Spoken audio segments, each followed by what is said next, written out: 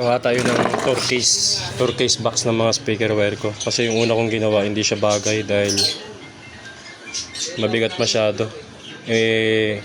Magkagaan lang yung ginamit kong plywood. Kaya parang toolbox ko na lang yun. Tapos ito gagawa ako ng panibago. Alright.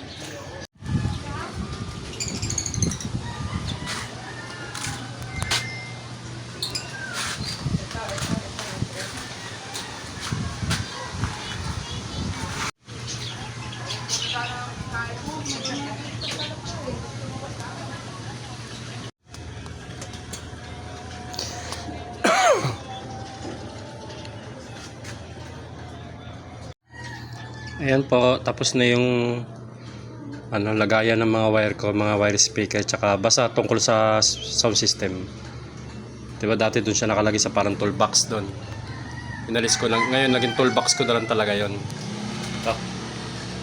Ginawang ko siya na ito. Ayan. Bali ito yung loob niya. Diyan yung mga heavy duty na wire sa ilalim. Kasi ito yung pinapasok, mga connections. Lagyan ko na rin ng handle tsaka gulong. Okay. So ito, papasok ko na lang ito. Ito. Suko. Ito.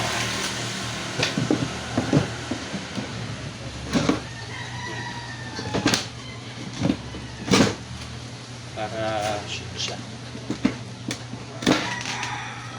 Ayan, bali nakapasok na siya. Hanggang dyan lang siya. Kasi nilagyan ko naman siya ng kalang sa ilalim para hindi dumire-diretso sa ilalim. Medyo sumasang ka lang ng konti kasi dahil dito. Yan. Pero okay lang yan. Yan. Kasi ito na yung takip niya.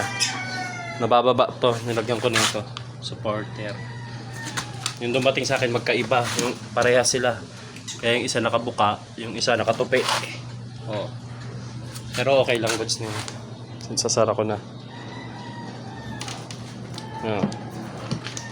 Yan.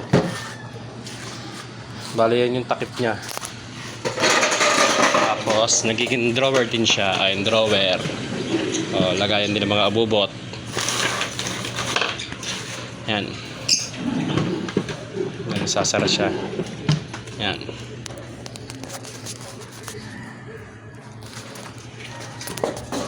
Goods na. Yan. Tapos nabubuks, nasasara.